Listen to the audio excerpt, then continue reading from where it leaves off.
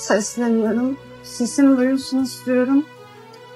Eşim, 3 kızım için biriktirdiğim bütün altınlarımı alıp kredi kartlarıma yaklaşık 700 bin lira yakın borç yapıp evden kaçtı. Her yerden engelledi. Ailesinin yanında olduğunu duydum. Yanına gittiğimde bana uzaklaştırma aldı.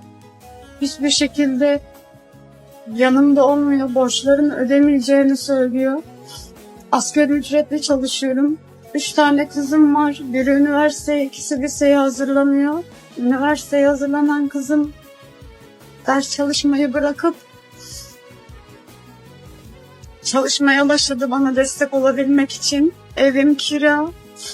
Bir şekilde götürmeye çalışıyorum ama önümüzdeki ay Mart ayında maaşıma aciz gelecek. Maaşımın 1/4'ünü de banka kesecek. Sesim duyulsun istiyorum.